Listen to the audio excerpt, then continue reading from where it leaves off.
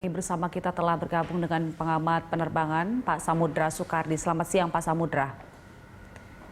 Iya, baru saja ditemukan bagian dari pesawat yang diduga adalah Sriwijaya Air SJY182. Nah, ini kalau kita lihat bagian ini kan bagian kecil Pak. Anda menduga ini tuh kecelakaannya seperti apa? Karena ini tidak lama setelah take off ya. Iya, kalau lihat dari saya mengamati dari berita-berita yang ada, dia take off dari Cengkareng menuju Makassar ya, ujung pandang ya kalau nggak salah. Lalu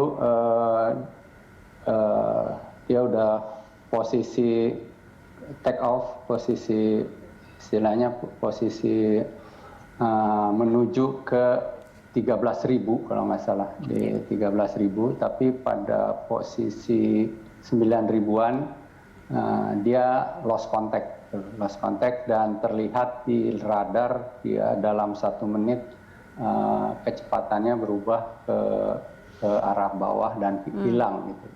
Dan itu kelihatan bahwa mungkin ada terjadi sesuatu pada ketinggian tersebut.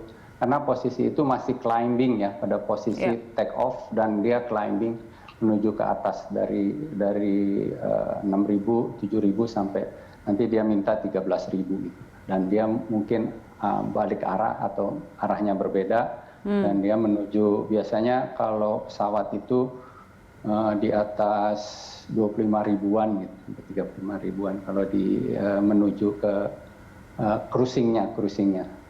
Nah, mungkin terjadi sesuatu ya dalam kecelakaan pesawat terbang. Biasanya kalau mau pastinya kita harus menunggu black box-nya ditemukan. Nanti ada voice recordernya maupun flight data recordernya. Itu dianalisa dan bisa tahu kejadian itu penyebabnya apa. Gitu. Tapi pada umumnya secara teori itu ada 4 kalau yang mempengaruhi kecelakaan. Baik. Yang pertama adalah teknologi pesawatnya itu sendiri, atau pesawatnya itu sendiri, di belakangnya ada teknologi maupun maintenance di belakangnya. Itu sangat mempengaruhi. Tapi zaman sekarang kan teknologi udah mature dan maintenance juga udah bagus, listnya juga udah lengkap. Saya rasa mestinya bisa terhindari gitu loh, mestinya, karena ribuan pesawat di udara kecelakaannya hanya 0,0 sekian persen terbukti. Dan yang kedua adalah memang cuaca atau weather cuaca itu bisa menyebabkan kecelakaan. Tapi itu pun bisa diatasi dengan sebelum terbang kan ada flight planning atau route planning, dan juga ada weather forecast gitu. Di sepanjang rute itu mana saja yang weathernya jelek dan harus dihindari dalam merencanakan rute penerbangannya. Dan juga di dalam pesawat juga ada yang namanya weather radar indicator. Jadi di depan itu sekian notima dari pesawat berjalan, itu weathernya bisa dilihat gitu. Apakah itu merah, kuning, hijau, mana yang harus dihindari. Biasanya kalau merah dia harus menghindari awan-awan yang merah, karena selain tebal juga water content-nya tuh banyak water content-nya. Nah, itu harus dihindari. Yang ketiga adalah pilotnya atau operatornya atau istilahnya human error. Nah, biasanya pilot dan engineer, maintenance dan sebagainya. Tapi kalau sudah terbang itu pilotnya. Pilotnya biasanya juga di-qualified dengan ketat sekarang. Setiap 6 bulan sekali dia harus simulator. Semua keadaan yang yang aneh-aneh di udara itu disimulasi supaya dia bisa mengatasinya dengan baik. Ya, kalau pilot itu lulus simulator dengan baik, ya berarti dia udah baik. Yang keempat adalah infrastruktur, misalnya supporting unitnya seperti airport, airnav dan sebagainya gitu. Itu mestinya juga baik gitu, diarahkan kemana-kemana, dan itu juga mempengaruhi gitu. Misalnya dia naik ketinggian dan sebagainya. Nah, itu ada 4 faktor. Dan keempat faktor ini tidak bisa kita tentukan sekarang tanpa melihat black box gitu loh. Baik. Karena ada 100.000 kejadian yang akan bisa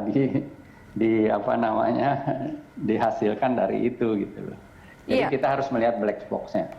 Nah, dari informasi yang kita dapatkan itu kan pesawat sempat berubah arah begitu. Itu seharusnya dalam penerbangan dia harus meminta izin dulu kan kepada operator, Pak? Atau seperti apa? Ya betul, dia harus semua pergerakan pesawat harus dikomunikasikan kepada tower, pada tower, minta izin gitu. Karena kalau dia berubah-berubah sendiri nanti tidak diizinkan, maka ada pesawat lain yang lewat dengan ketinggian yang sama bisa tabrakan gitu. Itu aja. Baik, dalam masa critical time pada saat take off itu, apa sih sebenarnya tugas dari pilot dan co-pilot, Pak? Biasanya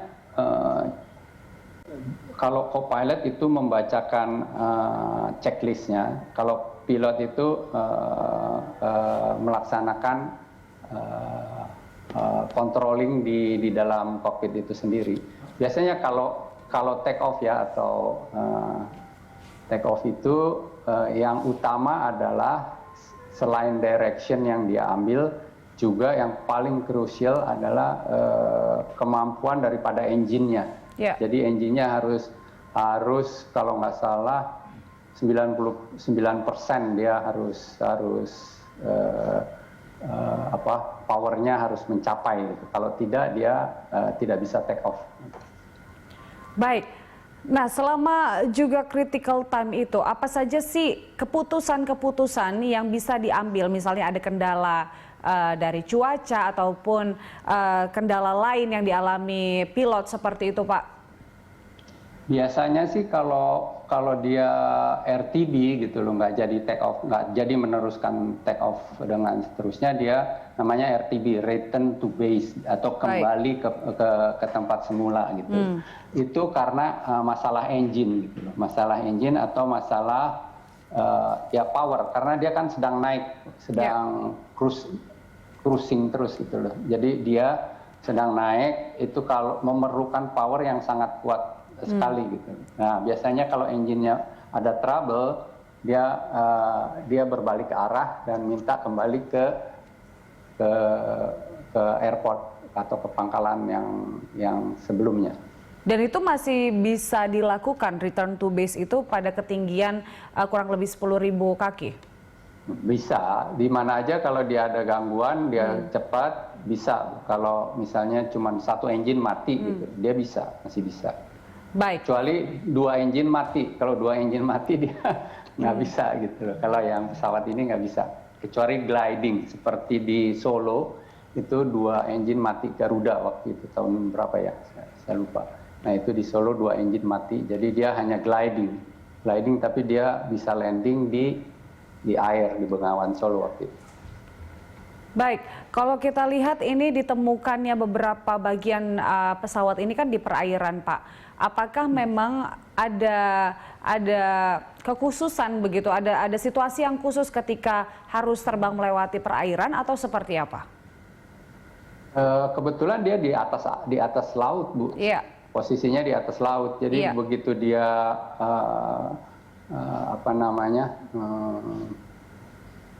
take off, dia di atas laut dan belum mencapai target yang diinginkan, ketinggiannya 13.000 kaki, lalu dia pada 9.000 kaki udah hilang kontak dan tiba-tiba kayak terjun bebas gitu, menuki ke bawah dengan cepat gitu. Iya. Dan pastinya dia berbenturan dengan air, kalau itu tidak terkontrol, berbenturan dengan air masuk. Tidak posisinya tidak dive, maka dia akan pecah pasti, pecah di bawah gitu. Baik, sebenarnya untuk penerbangan di atas laut ataupun di atas pegunungan misalnya, itu ada perbedaan tantangan dan kendalanya nggak, Pak? Ada, biasanya kalau di atas pegunungan dia harus hati-hati dengan ketinggian ya, ketinggian berapa, karena ada tingginya, ada gunung misalnya waktu itu ada tabrakan juga, taruhlah Sukhoi ya, waktu itu ada Sukhoi yang di Bogor itu, dia minta turun pada ketinggian kalau nggak salah 6.000 gitu loh. Gunungnya 7.000, jadi ketabrak gunungnya. Nah itu yang harus diperhatikan. Jadi di dalam merencanakan penerbangan, dia juga melihat ketinggian gunung itu berapa. Tapi kalau di laut, biasanya hal itu tidak dikonsider gitu, karena sepanjang itu adalah laut. Baik, menurut Anda ini lebih ke faktor mana Pak kalau melihat kendala-kendala sejauh ini? Ya banyak sih kemungkinan Bu ya, weather juga bisa, misalnya weather dia masuk ke dalam awan yang water contentnya banyak sehingga flame out istilahnya. Kalau dua-duanya engine flame out juga dia bisa juga kejadian kayak gini, terjun bebas ke bawah. Tapi itu jarang sekali ya. Jarang sekali. Nah, karena mestinya sih udah bisa dipredik sebelumnya. Oke. Lalu kalau maintenance pesawat juga mungkin, maintenance pesawat juga itu kan kita udah hampir setahun nggak terbang dan sebagainya gitu, mesti diceknya lebih ketat dari sebelumnya gitu loh. Nah itu juga mungkin. Pilotnya juga mungkin dia udah lama nggak terbang atau gimana dan sebagainya. Itu semua mesti dicek lah Bu, apa yang terjadi. Kita nggak bisa menyimpulkan sekaligus gitu. Dan pesawatnya juga kan orang bilang udah 26. Tapi kalau dari segi umur pesawat sih, kalau udah layak terbang sebenarnya nggak dilihat umur gitu loh. Mau baru, mau tidak baru, kalau dibilang layak ya layak terbang, boleh terbang.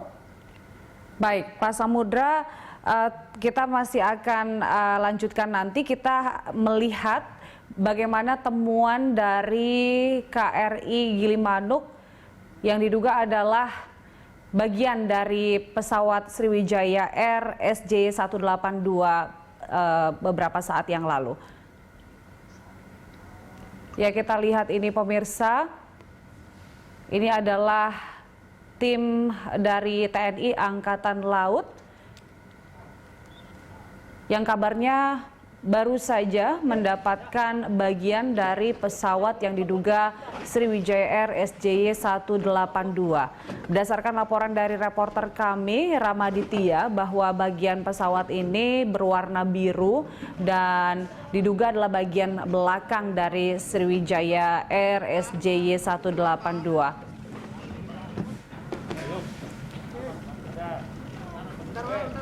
Dan bagian yang diduga bagian pesawat Sriwijaya Air SJ182 ini telah dibawa ke KRI Gilimanuk dan nantinya akan diteliti oleh KNKT.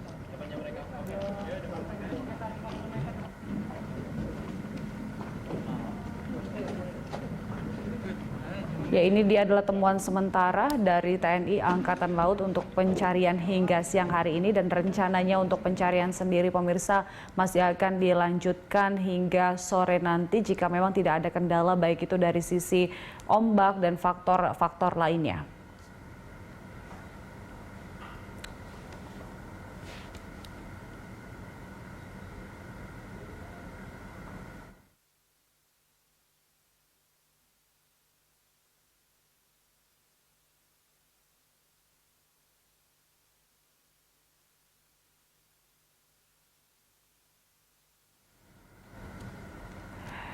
Iya, pemirsa, kita kembali melanjutkan bersama Pak Samudra. Pak Samudra, menurut Anda dalam pencarian dari Sriwijaya Air SJ182 ini apa sih yang harus diperhatikan oleh tim pencari? Tentunya salah satu yang diburu adalah black box yang akan merekam tentunya kepastian mengapa ini terjadi. Tapi apa saja yang harus diperhatikan menurut Anda?